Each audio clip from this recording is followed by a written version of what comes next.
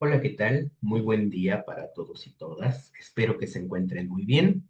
Con el gusto de cada ocasión los saluda una vez más Raúl Ruiz Temis, sumando un nuevo video al Heraldo Psicoanalítico.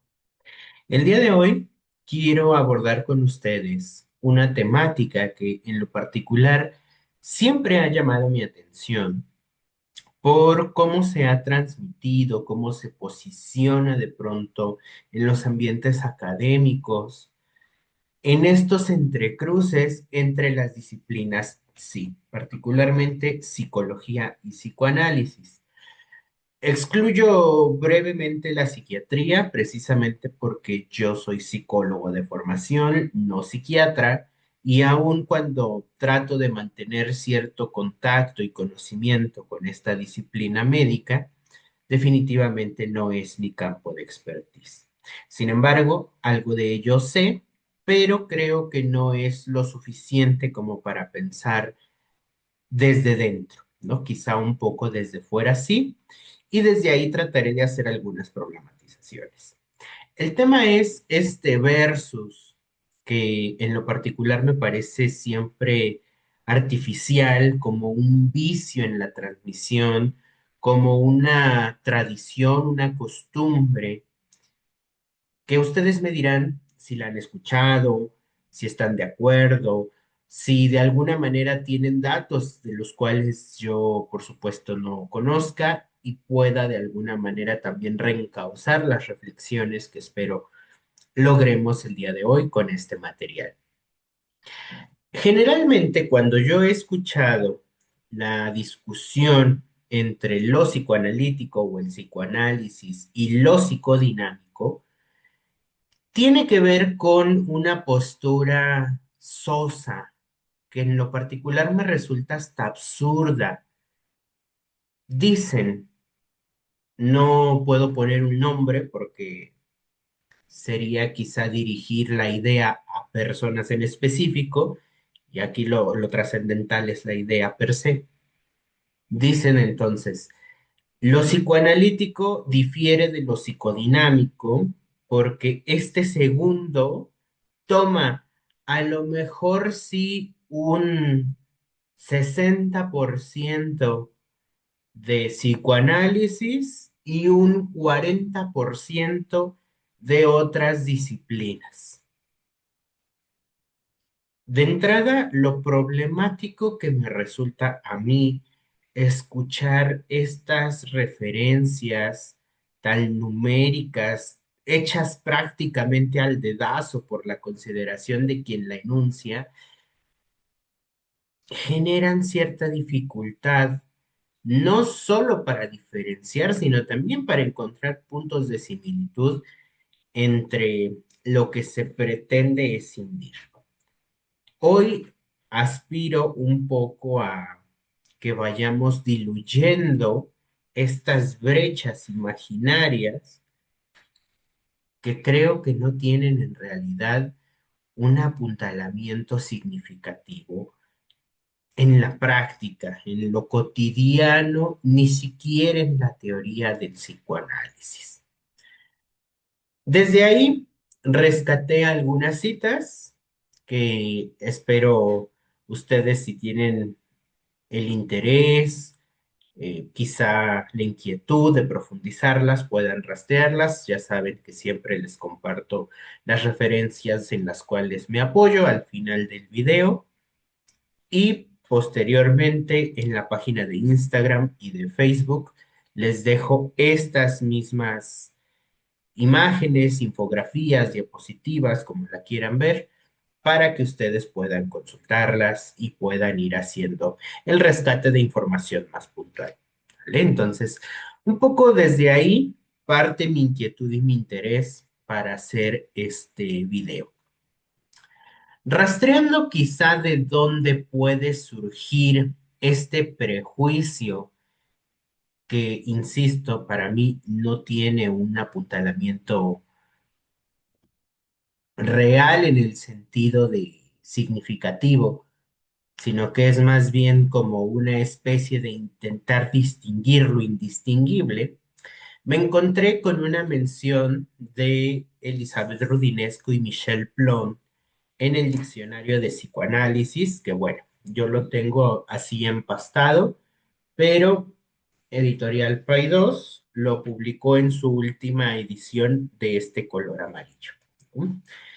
Siempre les recomiendo el diccionario de Rudinesco y Plon, porque no solamente se van a cuestiones de definición, sino también a pasajes históricos, entradas no solamente de términos, sino también de autores, de escuelas, movimientos que lograron compilar. Me gusta mucho el diccionario y pues desde ahí rescaté este elemento. En dos artículos de Enciclopedia, un texto freudiano publicado en 1922, Sigmund Freud proporciona una de las definiciones que se consideran más precisas sobre lo que él consideraba que era el marco psicoanalítico. Y subraya que entonces hay algunos pilares teóricos como el inconsciente, el complejo de Edipo, la resistencia, la represión y la sexualidad. Estos cinco elementos, quien no los aceptase, no debía entonces de contarse entre los psicoanalistas. Ahí vemos una posición muy autoritaria quizá, muy de sentencia, muy de ineludibilidad, si es que podríamos nombrarlo así, ya que si no aceptásemos entonces por entero la propuesta freudiana, no tendríamos cómo poder nominarnos psicoanalistas según Freud, ¿no? Obviamente, esto es interesante porque justo se publica un año antes de la aparición formal de lo que vendría a ser la segunda tópica. Y si ustedes conocen un poco o mucho sobre la historia del psicoanálisis, justamente desde 1920 que aparece más allá del principio del placer, empiezan los resquebrajamientos más evidentes en el movimiento psicoanalítico de ese entonces, porque llegan ya con mayor énfasis a evidenciarse los detractores de esta segunda gran etapa de la obra freudiana. Sabemos que la obra de Freud, más que etapas, tiene momentos, y entonces hay momentos en los cuales está como muy afianzado el gremio, otros en los que está muy desperdigado, y justamente a partir de este momento de 1920, 1923, empiezan los cismas, empiezan las, vamos a nombrarlo así, diluciones del hegemonismo freudiano. Sobre todo porque precisamente en esa década de los 20 aparecería también una de las figuras más significativas en la historia clásica del psicoanálisis, que es Melanie Klein. Por supuesto, ella cobró fuerza en la década de los 30 y los 40, pero ya empezaba con algunos trabajos que sentaron los momentos previos de las controversias, ¿no? Entonces, un poco para irnos situando históricamente con lo que pasaba, pues algunos datos como esos. Me parece preocupante lo sentencial de la frase quien no los acepte no debería contarse entre los psicoanalistas, porque entonces vamos más o menos entendiendo por qué hubo tantos cismas, sobre todo posterior a la muerte de Freud. Un autor que se llama Henry Avilow, haciendo un rastreo sobre la temática focalizada de la homosexualidad, dice que después de la muerte de Freud, devino todo un oleaje revisionista de su obra por parte de tanto seguidores como detractores de su propuesta analítica, y entonces aparecen un montón de cosas, de revisiones, de nuevos textos, de nuevas posiciones que venían supuestamente en la latencia previo a su muerte. Y una vez aquecido, más tardó vamos a usar esta metáfora, más tardó en morirse que en aparecer la oleada revisionista de su propuesta. Esto, pues, nos lleva también a pensar por qué de pronto esa lucha que parecía encarnizada entre los franceses lacanianos y los estadounidenses de la psicología del yo y de la psicología del self, pues entraron como en hervor, ¿no? Entraron como en mayor evidenciación. Y aun cuando no tuvieron la fuerza de las controversias kleinianas anafreudianas, sí fue una discusión lo suficientemente entusiasta como para que incluso ahora se sigan replicando estereotipos, prejuicios, estigmas sobre los herederos de estos movimientos de la psicología del yo y la psicología del ser, que se conocen como el psicoanálisis relacional y el psicoanálisis intersubjetivista, que paréntesis, no es lo mismo que el psicoanálisis vincular que devino en Argentina sobre todo. Entonces, bueno, desde ahí ya vamos viendo qué pasó, ¿no? Nos dice Rudinesco y Plon en el mismo diccionario, si bien los freudianos de todas las tendencias siempre aceptaron reconocerse en esta definición del psicoanálisis, es decir, que de alguna manera los contemporáneos a Freud aceptaban estos cinco pilares o estos cinco fundamentos que enunciaba el iniciador, no cesaron de combatirse entre ellos y de dividirse acerca de la cuestión técnica y el análisis didáctico. Evidentemente, aun cuando hubiera muchos seguidores, congraciados, adeptos, si lo quieren poner así, no dejaba de haber opiniones particulares que empezaban a cifrar ciertas disrupciones. Y Freud no era precisamente una persona que aceptase con facilidad la propuesta de cambio emergente a su propia tinta y pluma.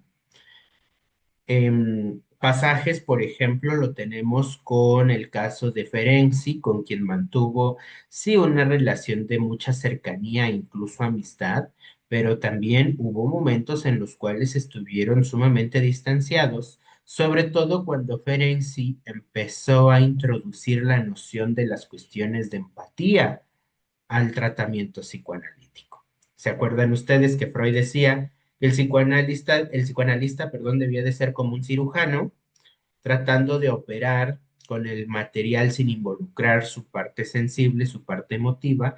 Ferenczi le metió por ahí vamos a nombrarlo así, un pequeño traspié y dijo, bueno, sí, pero también es cierto que ayuda mucho que el analista tenga cierta simpatía por el paciente y a su vez el paciente sienta cierta simpatía recíproca por su analista. Y entonces deviene este texto, también editado por Amorortu de Sandor Ferenczi, que se llama Sin simpatía no hay curación. Ferenczi también le metió por ahí algunas cuestiones de modificación técnica a la versión clásica que Freud proponía, y entonces definitivamente esto no le caía muy bien a Freud, que digamos.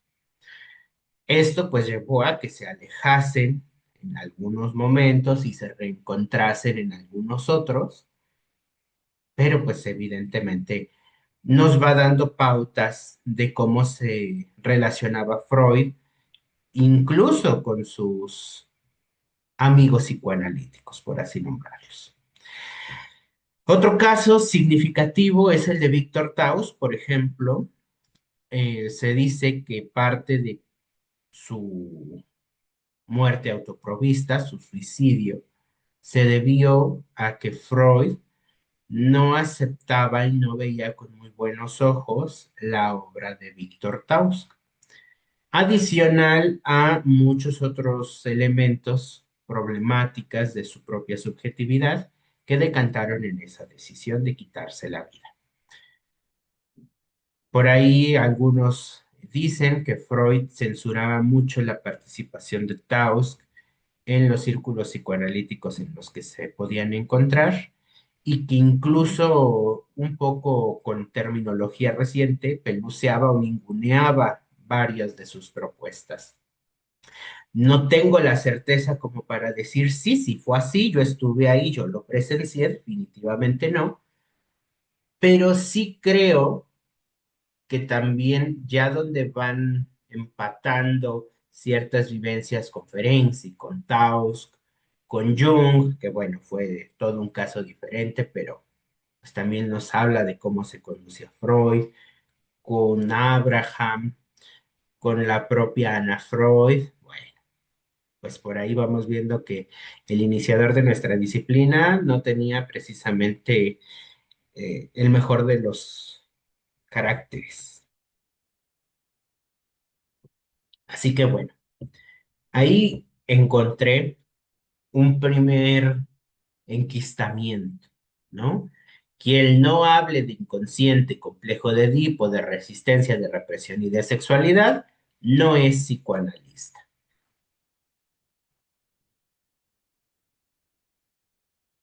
Tendríamos que empezar a preguntarnos, ¿qué autor o autora, singular o plural, siguió hablando de estos pilares?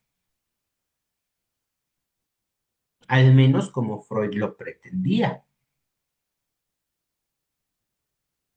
Creo que es más una fantasía institucional que una loable realidad. Sí, quizá él lo hizo con mayor facilidad y énfasis en las comillas, porque era el iniciador y además no era muy sujeto a debate, que digamos. Los demás, como señalan Rudinesco y Plon, se fueron combatiendo y dividiendo entre que aceptaban o no las premisas freudianas.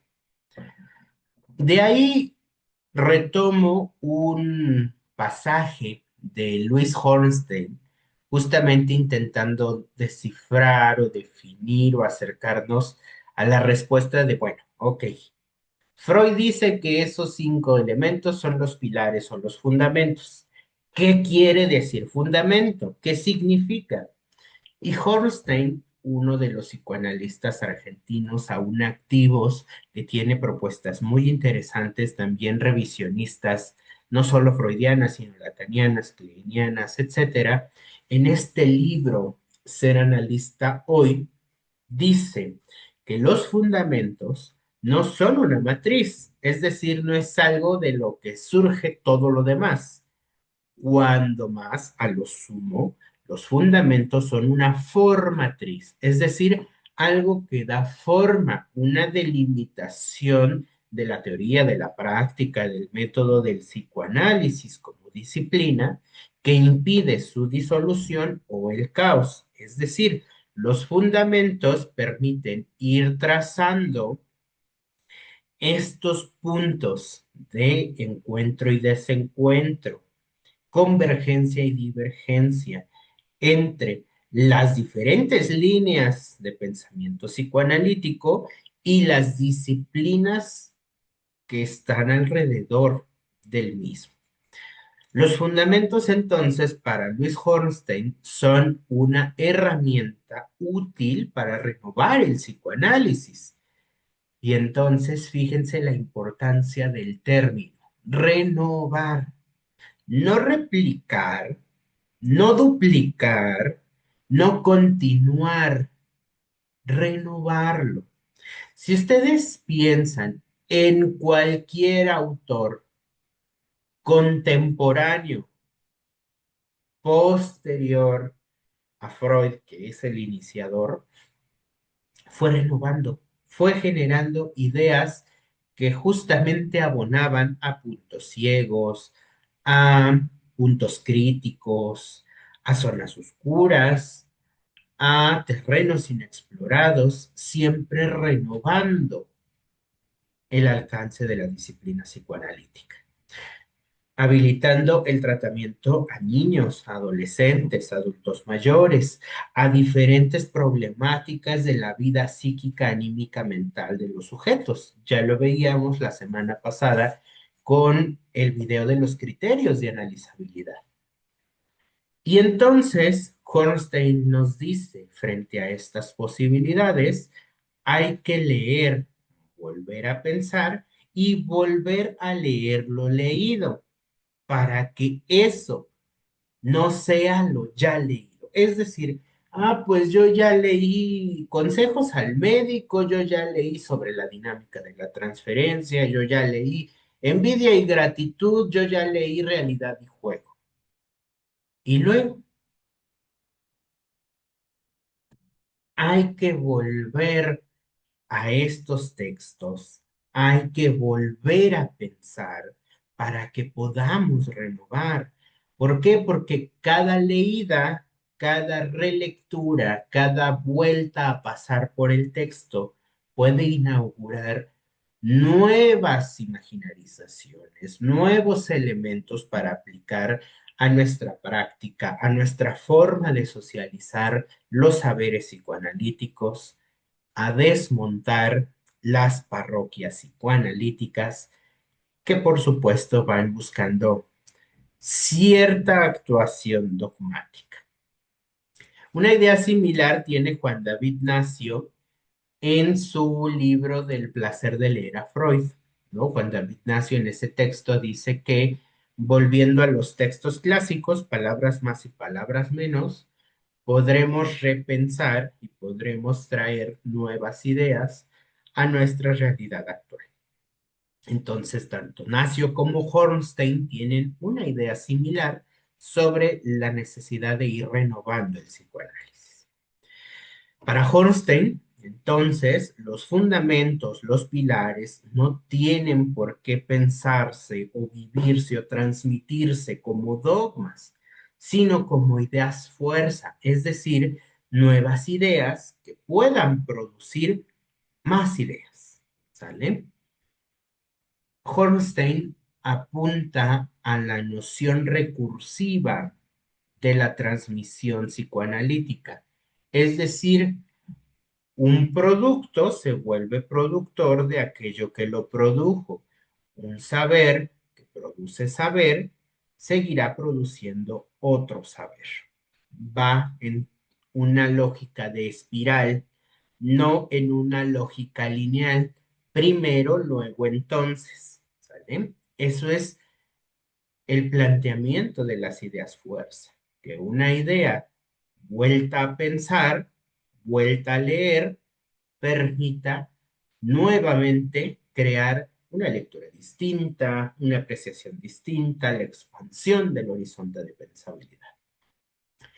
Para este autor, la clínica actual nos lleva entonces a conjurar rigor metapsicológico y plasticidad técnica, o sea, que tengamos claro cuáles son los puntos álgidos, los alcances, los puntos que ya desbordan a nuestro entendimiento, pero también tengamos la flexibilidad para hacer de eso un escenario provechoso, en lugar de técnicas rígidas y ambiguos fundamentos. No sé si les ha pasado que esto es muy propio del lacanismo, que hay como un halo de misterio, de penumbra, de inaccesibilidad, incluso de élite, al cual solamente unos pocos, casi casi tocados por la mano de Lacan, pueden acceder. Me opongo a que el psicoanálisis tenga ese tinte oscurantista, aun cuando muchos otros psicoanalistas se esfuercen por hacer demostrar que sí es así. No sé si lo hagan voluntaria o involuntariamente, pero en el caso de que sea esta segunda, pues le sale muy bien. Por consecuencia, tenemos que ir esclareciendo, tenemos que ir echando luz ahí donde parece que asedian las penumbras teóricas, metapsicológicas, técnicas, clínicas, prácticas. Y también lo voy a poner de esta forma y dejar un poco el celo de nuestra actividad profesional. Ustedes, por supuesto, podrán ir compartiendo ideas, comentarios, sugerencias, dudas, preguntas que tengan. Espero ir siendo un poco claro hacia dónde voy. Entonces, Freud decía que sí o sí para ser psicoanalista tenías que tomar de base estos 5 elementos.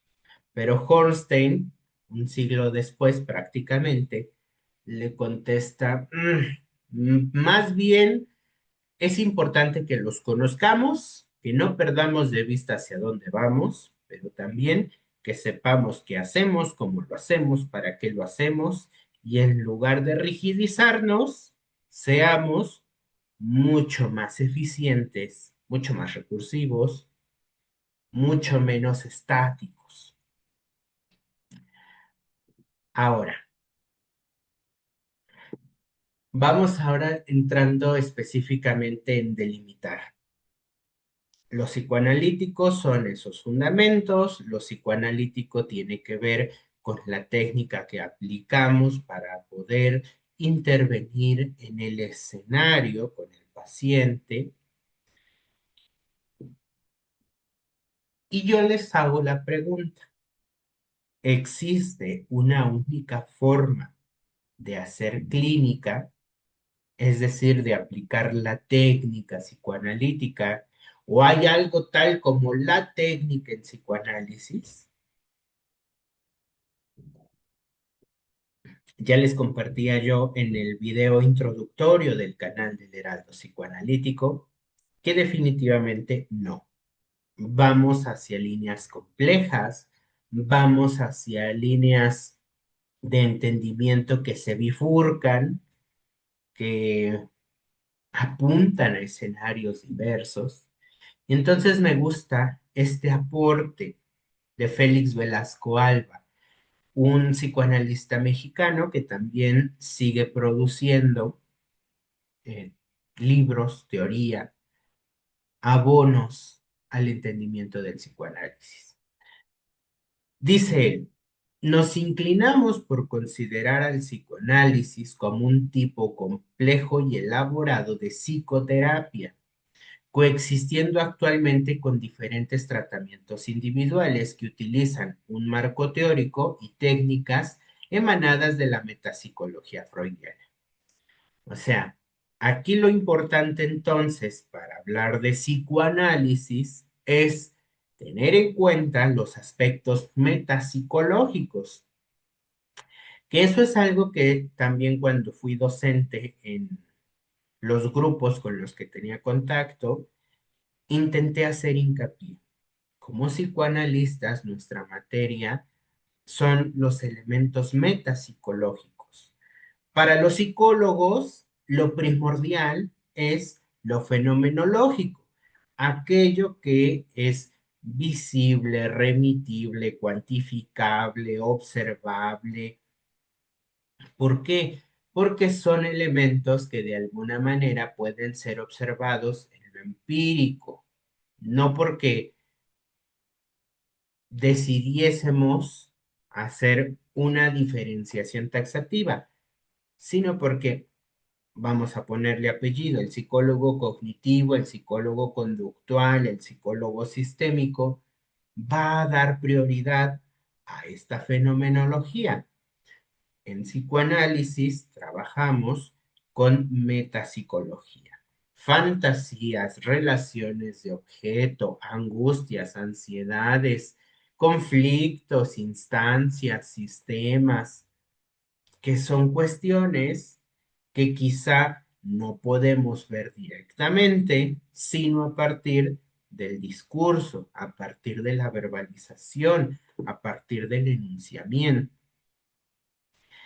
A todo ello, continúa Félix Velasco Alba, llamaremos psicoterapias psicodinámicas, aclarando que existen otros modelos psicoterapéuticos individuales que no siguen postulados freudianos y que tienen un sustento teórico y técnicas especiales. Aquí hago varios paréntesis o varios puntos como notas al pie de página. Mi forma particular de leer esta enunciación de Félix Velasco es no necesariamente única y exclusivamente Freud. Cuando él dice postulados freudianos, utiliza la parte para referirse al conjunto, es decir, postulados psicoanalíticos. ¿Por qué? Porque creo que conforme va avanzando en el manual, que es de donde obtuve este fragmento, va siendo evidente que no se limita a Freud. Toma a Klein, toma a Bellac, toma a Kemberg, toma a muchos y muchas psicoanalistas de sobre todo la segunda mitad del siglo XX.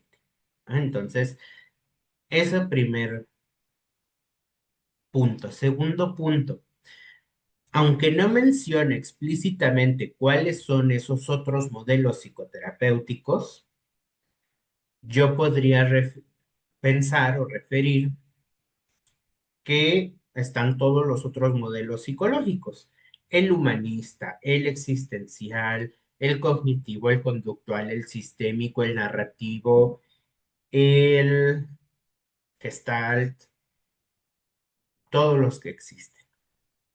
¿Por qué? Porque no siguen postulados psicoanalíticos, no tienen estos fundamentos. Son psicoterapias psicodinámicas, todas aquellas que tengan su función de intervención, de evaluación, de intervención clínica, fundamentadas en psicoanálisis, como un tipo complejo y elaborado de psicoterapia. ¿Sale?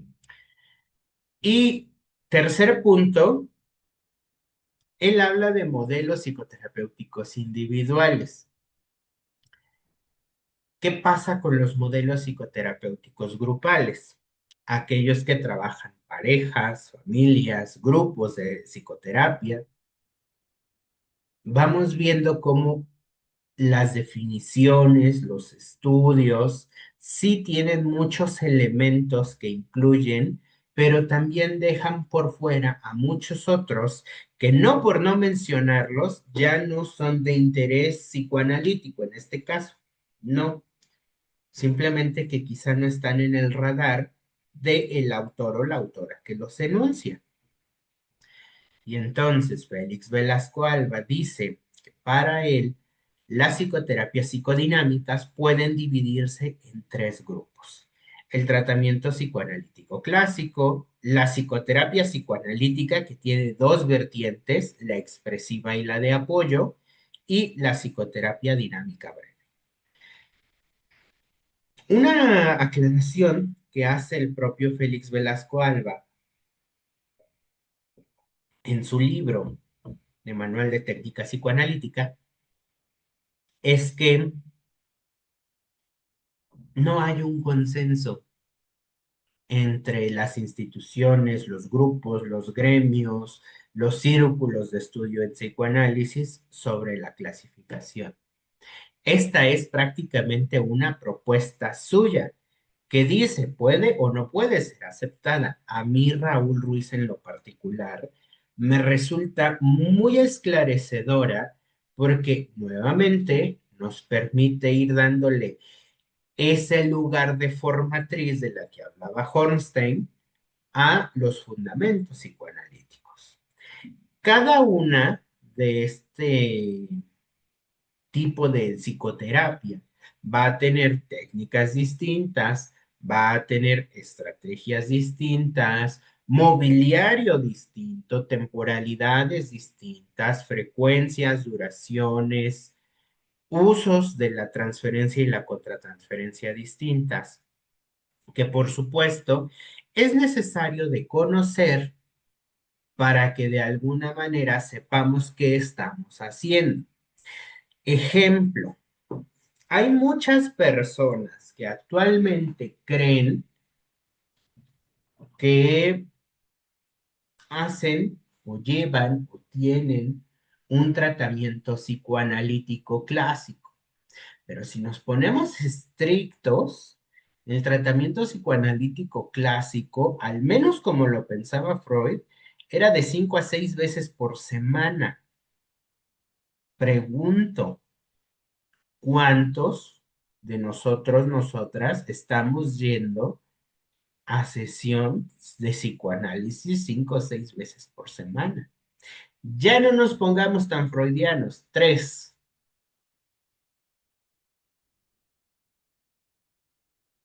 Es complicado. Freud asentaba justamente su técnica en las posibilidades que había para que sus pacientes le siguieran ese ritmo. Si ustedes leen los escritos técnicos, Freud no tuvo pacientes más de un año. ¿Por qué? Por la cantidad de sesiones que tenía a la semana. Incluso no me acuerdo si es en sobre psicoterapia o la iniciación del tratamiento, uno de esos dos textos donde él dice, yo trabajo 6 días de la semana descansando únicamente los domingos y algunos días festivos. Incluso en sus escritos técnicos dice, yo recomiendo no ver más de un paciente al día. ¿Cuántos de quienes ejercen actualmente la psicoterapia psicoanalítica ven nada más un paciente al día? Ahí es donde de pronto empiezan a tambalear las posturas tan extremistas de yo sí soy psicoanalista, lo demás es psicodinámico. Fíjense cómo se emplea la terminología psicodinámica incluso como detrimental, incluso como minimizada. ¿Por qué? La psicoterapia expresiva y la psicoterapia de apoyo, el primer autor que yo leí que hizo una diferenciación académica sustancial, significativa, importante, fue Otto Kemper.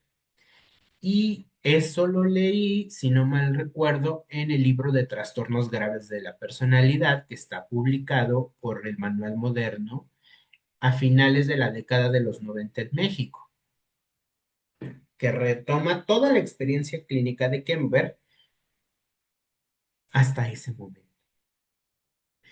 Y justamente él hace algunas precisiones sobre cuándo es recomendable una psicoterapia expresiva, cuándo es recomendable una psicoterapia de apoyo y por qué recomienda que esta segunda, la de apoyo, sea la última opción para llevarse a cabo con los pacientes. Incluso aquí se relaciona más la noción de analizabilidad que veíamos la semana pasada. ¿Por qué? Porque tanto Félix Velasco Alba como Otto Kemper, cada uno en sus respectivos libros, ponen qué pacientes pueden beneficiarse en función de su problemática psíquica, grosso modo, con cada dispositivo. ¿Por qué? Porque van a decir que en términos generales el tratamiento psicoanalítico clásico es más benéfico para personas que tienen una problemática de orden neurótico. La psicoterapia psicoanalítica expresiva es mucho más benéfica para quienes tienen una problemática de orden límite superior, como lo piensa Kemper, o no muy graves del orden límite inferior. La psicoterapia de apoyo es para aquellos que tienen una problemática asociada a la organización límite inferior, con crisis de acceso incluso en la psicosis o depresiones que requieren muchísimo trabajo de interconsulta con psiquiatría, por ejemplo. Mientras que la psicoterapia dinámica breve se ocupa para hacer algunas intervenciones focalizadas en motivos de consulta particularizados, como pueden ser los duelos, crisis de desarrollo, crisis vitales previstas o no previstas, como pueden ser los divorcios, la viudez, etcétera.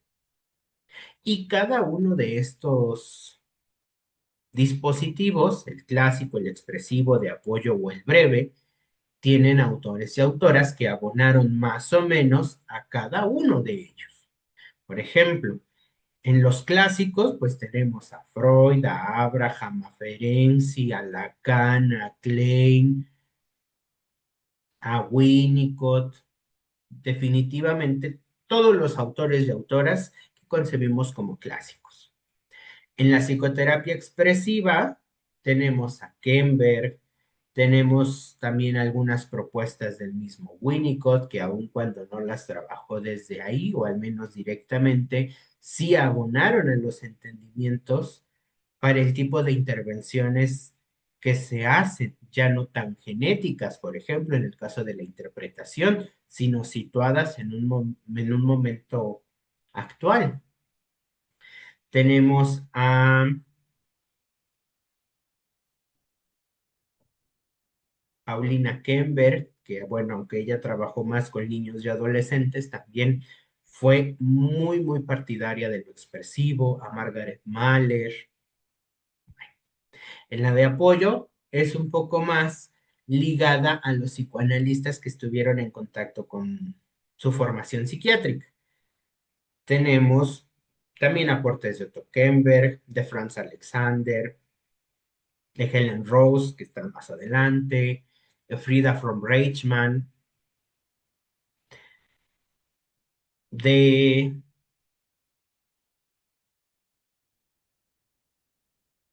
Blecher, José Blecher, también aportó mucho a las cuestiones expresivas. Entonces, bueno, tenemos esa delimitación.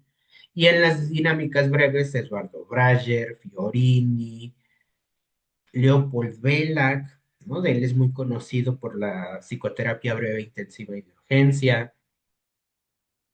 En fin, muchos autores y autoras más.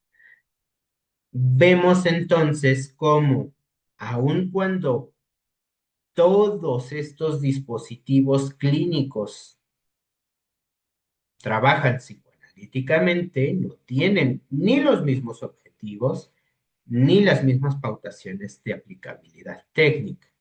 Sería interesante que pudiéramos armar otro video específicamente sobre esto. Si les interesa, háganmelo saber. Con gusto lo podemos ir pensando conjuntamente. Pero para Félix Velasco Alba, todas estas formas de intervención orientadas psicoanalíticamente son psicoterapias psicodinámicas. ¿Vale? Entonces, bueno, ya abonamos un poquito, sigamos avanzando. Nos dice Isabel Díaz Portillo, 1998, también médica y psicoanalista mexicana, en este libro, Técnica de la entrevista psicodinámica. Ella enfatiza, por supuesto, cómo ir haciendo toda la recopilación del historial clínico, de las pautas de desarrollo, las pautas de relación familiar, social, cultural del sujeto.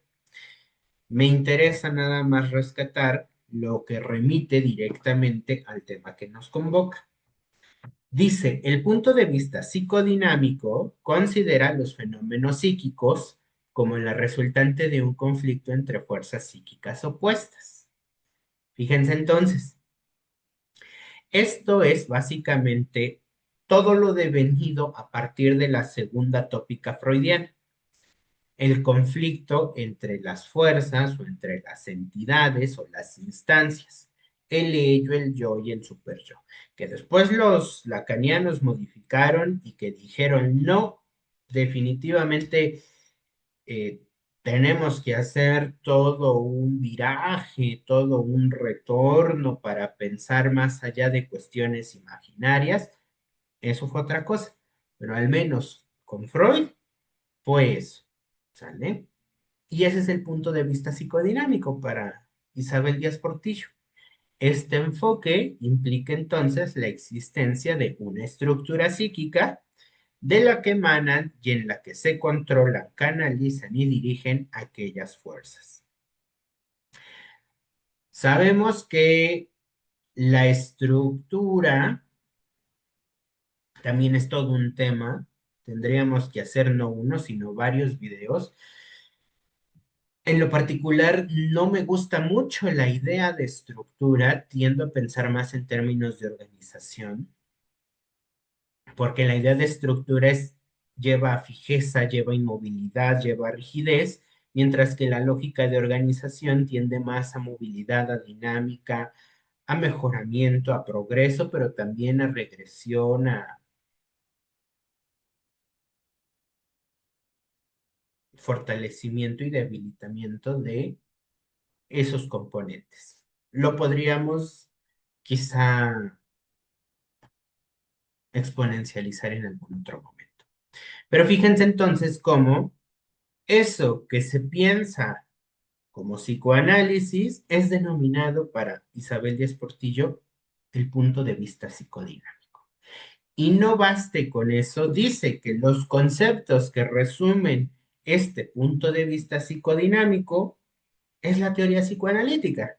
El aparato psíquico, las instancias que ya dijimos, que es el ello, el yo, el superyo, los sistemas de la primera tópica, que es el inconsciente, el preconsciente y la conciencia, el proceso primario, el proceso secundario, los mecanismos psíquicos de condensación, desplazamiento, simbolización, los mecanismos de defensa como la represión, la introyección, la anulación, la renegación, el aislamiento, la regresión, entre muchos otros más, los síntomas, las pulsiones, que yo les pregunto, ¿no es acaso todo lo que estudiamos en psicoanálisis?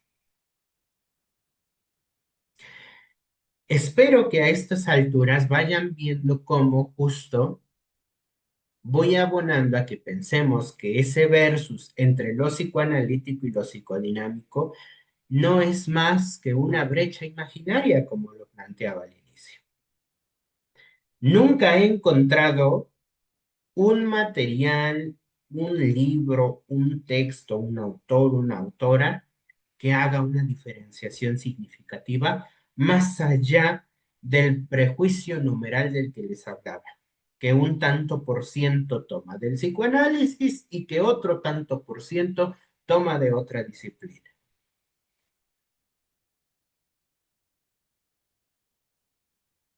¿Han ustedes visto esa lógica tanto porcentual en estos pasajes que ya retomamos de Holstein, de Velasco, de Díaz Portillo?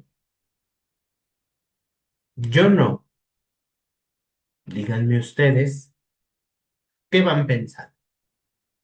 Este libro es muy interesante, sobre todo para cuando somos nuevos psicoterapeutas orientados psicoanalíticamente, justo porque va demarcando cómo ir haciendo ciertas preguntas que no estén hechas al aire.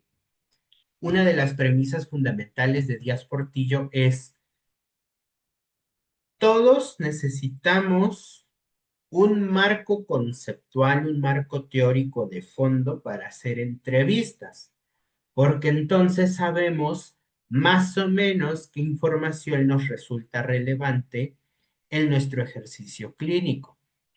Si ustedes, al igual que yo, son formados en psicología, sabrán que, por ejemplo, hay una entrevista conductual hecha por Ballesteros que se va mucho a cuestiones de frecuencia, de duración, de presencia o ausencia de las conductas.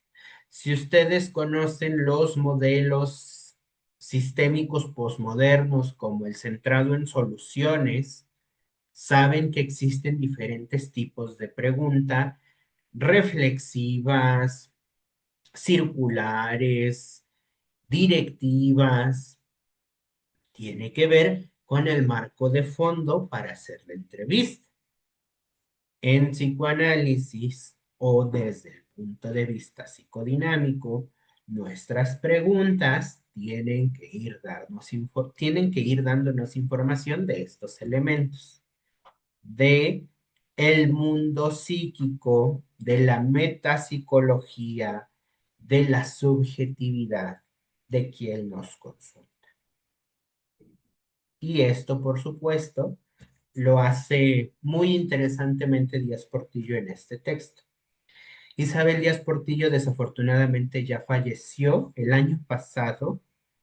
Fue una noticia que conmocionó sobre todo a los gremios psicoanalíticos en los que ella se desarrolló, ¿no? Destacando la Asociación Mexicana de Psicoterapia Analítica de Grupo, la AMPAG, en la Ciudad de México, que bueno, albergó a Díaz Portillo como estudiante, como docente, por supuesto como psicoanalista de grupos e individual. Así que bueno, ahí tenemos otro aporte. Siguiendo justamente con otra autora mexicana, está Lourdes Quiroga Etienne, quien en el 2018 publica o edita en su segunda versión esta obra que es Entrevista Clínica y Psicometría. Este texto a mí me gusta mucho en lo particular porque digamos que es un complemento idóneo a este de Díaz Portillo. ¿Por qué? Porque Díaz Portillo nos va mostrando cómo hacer entrevista y cómo ir haciendo el asentamiento de datos subjetivos para la conformación del historial clínico, mientras que Lourdes Quiroga Etienne ya nos da todo un esqueleto sobre cómo hacer nuestro expediente o nuestro historial o nuestra historia clínica. Lourdes Quiroga, también psicóloga clínica, mucha experiencia en todos los casos que también pone a dialogar psicología, psiquiatría y psicoanálisis. Vale la pena esta obra porque básicamente el primer capítulo es la parte teórica sobre cómo hacer la conformación de la historia clínica y todo lo demás son casos clínicos evaluados, intervenidos por ella, haciendo integración psicodinámica o psicoanalítica. Fíjense lo que ella nos dice. Se requieren conocimientos psicodinámicos, es decir, teoría psicoanalítica y psicopatología, no solo de aspectos sintomatológicos, sino también inconscientes, que determinen la patología. Además, hay que manejar el psicodiagnóstico. Esto, por supuesto, en el marco de la realización de la historia clínica para poder tener un elemento lo suficientemente útil que ayude a las integraciones de evaluación. Ella apuesta porque también se utilicen algunas pruebas de índole psicométrico para medir la inteligencia, para medir aptitudes, para medir habilidades y algunas otras de personalidad que pueden ser proyectivas, como por ejemplo el Macover, el TAT, que es el test de apercepción temática, tanto en su versión para adultos como para niños, el de las manchas de Rorschach, y bueno, al final ir haciendo una integración, ¿sale? Esta integración ella la denomina psicodinámica, una sección importante para la historia clínica que se vuelve trascendente para el psicoterapeuta clínico. ¿Por qué? Porque en esta integración no solamente va a tener importancia las pruebas, sino también las entrevistas con el paciente o con el evaluado, porque entonces, a partir de esta conjunción entre entrevista y pruebas, vamos a poder determinar si existe gravedad de la perturbación emocional. Los casos que ella trabaja, desde los marcos psiquiátricos descriptivos, son trastornos graves de la personalidad, antisocial, límite, paranoide, tiene casos de depresiones, en fin. Entonces, justamente con su integración psicodinámica, voy a usar este coloquialismo, amarra lo que de alguna manera ya vienen dando como pautación las pruebas de personalidad, de inteligencia, las entrevistas, básicamente el contacto clínico con los y las pacientes que atendió. Fíjense cómo entonces también desde esta lógica de Lourdes Quiroga, el uso del término psicodinámico es sinónimo, incluso podríamos decir parónimo de psicoanalítico. Si ustedes lo sustituyen, no hay mayor cambio. La integración psicodinámica o la integración psicoanalítica finalmente es equiparable. No es que una apunte a un lado y la otra apunte a otra. No hay más que una brecha imaginaria. Creo que incluso, bueno, voy a dejar una reflexión para más adelante, pero baste ahora con decir que creo que incluso vamos viendo que si ocupamos el término como sustituto del otro, psicodinámico como sustituto de psicoanalítico, no hay mayor problema. No encontramos mayor dificultad.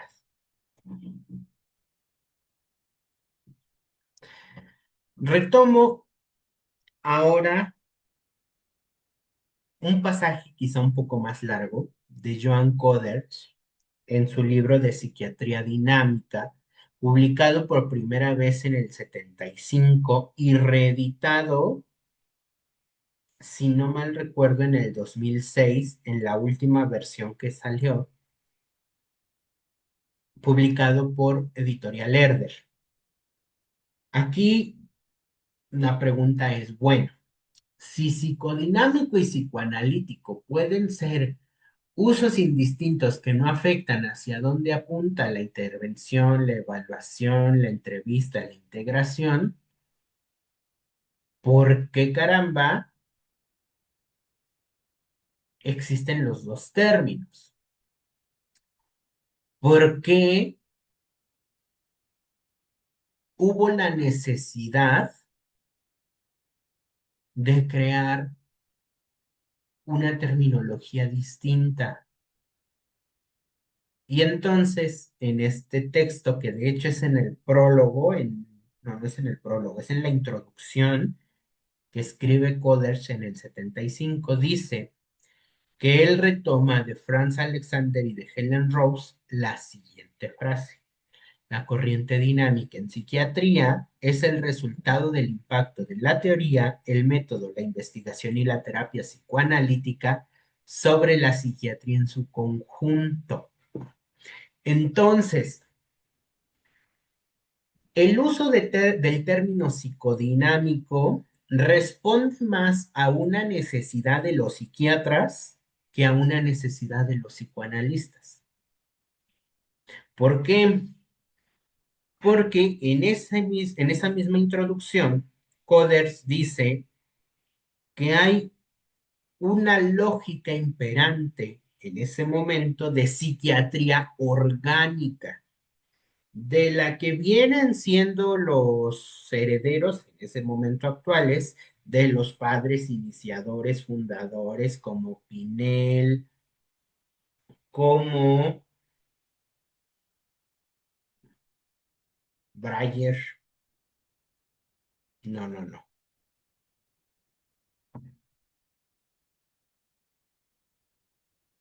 Pinel menciona a Pinel y menciona a alguien más. No recuerdo quién es. Creo que es Breuer, no Breyer, Breuer. En fin, esta psiquiatría orgánica, esta psiquiatría organológica, esta psiquiatría del cuerpo. Juan Manuel Martínez, un psicoanalista argentino contemporáneo también que tiene su canal en YouTube y que yo les recomiendo lo visiten porque tiene muchísimo material muy bueno. Tiene todo un video de aproximadamente 55 minutos, una hora, hablando de los antecedentes organológicos o anatomopatológicos de lo que después vino a ser el psicoanálisis, específicamente de las perversiones. Esos antecedentes son precisamente psiquiátricos, psiquiátricos orgánicos. Hoy la psiquiatría, más que ser orgánica, es descriptiva. Ahí está el manual de el DCM 5TR o la CIE 11. Si ustedes se dan cuenta, son manuales que describen psiquiátricamente los elementos necesarios para llevar al sujeto a la diagnosis de un trastorno. en el caso de que lo cumpla con esos criterios, la temporalidad, la prevalencia y permanencia de algunos síntomas, etcétera.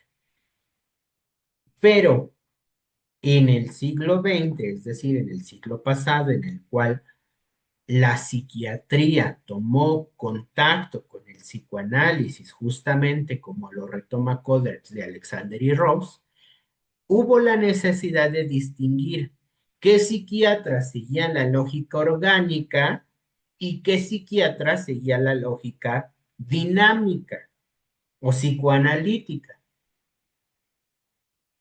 Si ustedes lo piensan, para nosotros en psicoanálisis no tiene mucho valor porque hay psicoanalistas médicos, hay psicoanalistas psicólogos, hay psicoanalistas filósofos y de muchas otras áreas de conocimiento. Ahí ya también tendríamos otro tema que discutir. Pero bueno, al final somos o fueron psicoanalistas. Para cada una de estas áreas, quizá era necesario tener una diferenciación y específicamente para los psiquiatras era para distinguir quién seguía la lógica orgánica, que de alguna manera se apuntalaba mucho en los fármacos, en la química cerebral, en los procesos del cuerpo, y quién era psiquiatra dinámico, es decir, que se apuntalaba más sobre la investigación, la teoría, el método terapéutico del psicoanálisis. Y tenemos muchos psiquiatras de este ordenamiento, entre ellos Kember, por ejemplo, Paulina Kember, Margaret Mahler, que ok, fueron médicos de formación, algunos, primordialmente los primeros que mencioné, se hicieron estudios en psiquiatría, algunos no, algunos se fueron a pediatría, como es el caso de Mahler, como es el caso de Winnicott, pero no por eso dejan de ser psicoanalistas. Entonces, dice Coderch, psiquiatría y psicoanálisis son dos disciplinas que poseen numerosos puntos comunes y sin embargo no deben de confundirse entre sí, dado que a la vez existen importantes características que las distinguen. ¿Cuál es la diferencia? Hoy quizá ya la tenemos más clara. Psiquiátricamente, al menos en la parte hegemónica de la psiquiatría, que es descriptiva, justamente su carácter es enunciativo, es explicitar por qué razones o por qué elementos un diagnóstico es aplicable en una persona que presente cierta sintomatología o ciertos signos. Es una lógica muy médica. La psiquiatría es descriptiva, es enunciativa. La psicología es cómo de alguna manera vino a presentarse esta problemática. Y entonces psicológicamente aparecen las contingencias, los reforzadores, la historia de aprendizaje, los antecedentes organísmicos que de alguna manera estuvieron involucrados para la facilitación de esta problemática, los antecedentes contextuales. Es un cómo. Y entonces ya tenemos dos órdenes, psiquiátrico explicativo, psicológico, psiquiátrico descriptivo, psicológico explicativo. ¿Vale? La enunciación del por qué, la explicación del cómo. Psicoanalíticamente es otro orden porque ahora la explicación es el para qué. Ganancias primarias, ganancias secundarias, aspectos metapsicológicos fusionales, simbióticos, de repliegue, de exclusión, y es una lógica más interpretativa. Se dan cuenta cómo entonces cada ordenamiento tiene una cuestión primordial para atender, el qué, el cómo y el para qué. Eso no quiere decir que no haya psiquiatras que también puedan dar explicación, no quiere decir que no haya psicólogos que también puedan hacer interpretación, pero requerirá mayor formación. Esos son los puntos que las distinguen y Coders desde hace 50 años ya lo evidenciaba. Dice en sus propias palabras. La psiquiatría se centra totalmente en la investigación, la prevención y curación de las enfermedades psíquicas. El psicoanálisis, al mismo tiempo, es decir, además de que puede hacer esto, también es una técnica para la exploración y la comprensión de la vida psíquica inconsciente, un conjunto de conocimientos acerca de la génesis, evolución y funcionamiento del psiquismo humano y un procedimiento dirigido a obtener un mejor despliegue y rendimiento de las capacidades propias. O sea, fíjense cómo llega un punto donde el psiquiatra puede beneficiarse técnica, metodológica, procedimentalmente del psicoanálisis, pero no solo por los pasos que hace para intervenir, sino también para entender teórica, conceptual, metapsicológicamente al paciente. Y entonces no nada más recetar fármaco o no nada más hacer intervención sobre el cuerpo, sino también sobre el psiquismo, hacer uso de la palabra, no solo de la pastilla. Creo que entonces ahí empezó también a ser muy importante la diferenciación. ¿Por qué? Porque la lógica psiquiátrica fue primordialmente, pero no exclusivamente abundante en Estados Unidos. Y entonces, ahí donde había psiquiatras con vocación, formación, interés psicoanalítico, eran los dinámicos. Y entonces, para los europeos, que en ese momento también venía muy en boga el oleaje lacaniano que detrimentaba a mucho, por no decir casi todo, de lo estadounidense, empezó el cisma. Nosotros somos psicoanalíticos, ellos son psicodinámicos. Sin darse cuenta o sin tenerlo en su radar, creo que entonces Lacan se dio un balazo en el pie, porque él también era psiquiatra. Y ahí es donde entra una de mis réplicas que siempre que puedo la he hecho cuando escucho ese prejuicio del tanto por ciento. Que alguien dice, es que psicodinámico, vuelvo al planteamiento, es 60% psicoanálisis y 40% otras disciplinas. Eso es lo psicodinámico. Y entonces llega Raúl y alza la mano y dice, pero entonces Lacan es psicodinámico. Y luego aparece el no, es psicoanalista. Lacan era psiquiatra, médico, psiquiatra, y al psicoanálisis le metió literatura, filosofía, matemáticas. Bueno, es que no.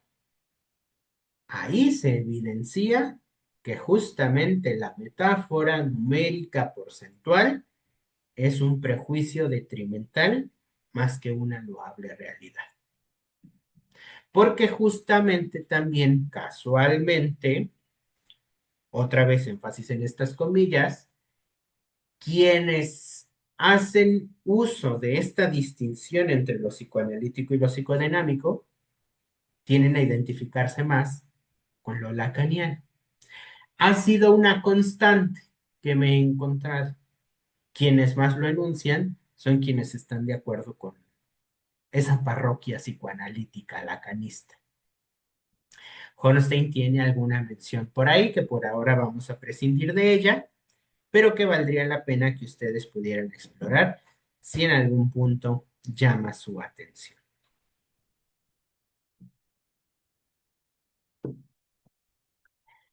Con todo esto, vamos cerrando nuestra actividad video de esta semana con una mención demasiado larga que no pude poner en la pantalla porque me parece que se pierde el propósito de lo sintético, pero que puedo leer de la fuente original. Es igual el diccionario de psicoanálisis de Rudinesco y Plon, y es al respecto de la psiquiatría dinámica. Dice, utilizada primero por Gregory Silborg en 1941 y después por Henry Ellenberg, la expresión psiquiatría dinámica es empleada en general por los historiadores para designar el conjunto de las escuelas y corrientes que se interesan en la descripción, psiquiatría, y la terapia, psicoanálisis, de las enfermedades de los nervios, del alma y del estado de ánimo desde una perspectiva dinámica, es decir, haciendo intervenir un tratamiento psíquico en cuyo transcurso se instaura una relación transferencial entre médico y enfermo. Fíjense cómo entonces Rudinesco y Plon suman que justamente la diferencia entre la psiquiatría orgánica y la psiquiatría dinámica es que en la dinámica sí existe este aporte psicoanalítico de lo transferencial, mientras que en la orgánica no. En la psiquiatría orgánica, la psiquiatría más médica, está la diferenciación del sujeto del saber, que es el médico, y el paciente. Continúan los autores. La psiquiatría dinámica abarca todas las formas de cura psíquica que privilegian una psicogénesis en desmedro de una organogénesis de las enfermedades, desde el magnetismo de Franz Anton Mesmer hasta el psicoanálisis. La psiquiatría dinámica tiene que ver en primer lugar con la psiquiatría de la que toma sus clasificaciones, sus técnicas, con la psicología que plantea un dualismo del alma y el cuerpo y propone técnicas de observación, y finalmente la tradición de los antiguos curanderos de la que surgió la idea misma de la curación transferencial, ¿no? Y entonces vamos viendo cómo justamente en esta relación transferencial que sitúa a Rudinesco y Plon, no naciente del psicoanálisis por sí mismo, sino desde momentos previos, pasajes históricos, es que encuentran apoyatura de intervención. Lo psicodinámico tiene valor como diferenciador para los psiquiatras, pero no tanto así para los psicoanalistas. En otro pasaje, dicen estos autores, la historia del psicoanálisis demuestra que las resistencias que se le opusieron, así como sus conflictos internos, fueron siempre el síntoma del progreso activo, de su propensión a fabricar dogmas y de su capacidad para refutarlos. A mí me parece, y de los años, pocos o muchos, no lo sé, que llevo interesado en la disciplina, este estereotipo entre lo psicoanalítico y lo psicodinámico que establece un versus imaginario fue precisamente un dogma, una transmisión de un estigma para detrimentar las aportaciones hechas por los psiquiatras de orientación psicoanalítica o dinámica en favor de los psicoanalistas europeos que tenían el hegemonismo sobre todo, pero no exclusivamente, a partir de la segunda mitad del siglo XX. Lacan, los post-lacanianos y actualmente tal vez Jacques Alain Miller, que es el continuador canónico de la obra lacaniana. En lo particular, entonces, concluyo compartiéndoles que mi posicionamiento, y que no es más que una postura individual y por supuesto una responsabilidad subjetiva, entre psicoanalítico y psicodinámico no existe diferencia. Les decía en el video de los criterios de analizabilidad, para mí la diferencia es como la fresa en México y la frutilla en Argentina, o el sándwich en México y el emparedado en España, o el pastel en México y la torta en Latinoamérica, en Sudamérica, o el croissant francés y el cuernito en México. Sí, habrá formas distintas. A lo mejor en España se ocupe más un pan de centeno, un pan de trigo, mientras que acá ocupamos pan blanco. O en México la predominancia de ciertas formas, ciertos sabores en los pasteles sea totalmente diferente al de los que se hacen en Sudamérica. O el aguacate mexicano tendrá un sabor cualitativamente distinto a la palta de Argentina, pero es lo mismo. Y si un argentino viene a México y pide una palta, tal vez no le entenderemos porque para nosotros es un aguacate, pero es lo que quería comprar. Si nosotros vamos y pedimos un kilo de fresas, pues quizá no nos entiendan en Argentina porque allá son frutillas, pero es lo mismo lo que queríamos comprar. Vámonos a terreno psicoanalítico. El fantasma y la fantasía. En misma Europa, para los ingleses, la fantasía era una cosa que en Francia era el fantasma, como se nombró por cuestión de traducción, y que ya después intentaron hacer una diferencia, pero se referían básicamente a lo mismo. La producción de las escenas habitadas por objetos o personajes en el mundo interno, en las cuales interactuaba también la representación del sí mismo. Este tema espero que abone a dejarnos de debates infructíferos y a buscar empeñarnos en debates un poquito más fértiles, de mayor abono, para encontrar los puntos de concurrencia, de convergencia, de unión entre disciplinas y sus representantes, y no al interior de las mismas estarnos proviendo de argumentazos entre yo soy psicoanalista y tú eres psicodinámico. Y eso no es psicoanálisis. ¿Quién dice? ¿Dónde dice? Y si dice, ¿por qué lo dice? Yo, Raúl Ruiz, al menos con estos pasajes de Horsten, Velasco, Díaz Portillo, Lourdes Quiroga, Rudinés, Coplón, no encuentro diferencia. ¿Era significativa la distinción para los psiquiatras? Sí. Para los psicoanalistas, no tendría que ser un punto de discusión.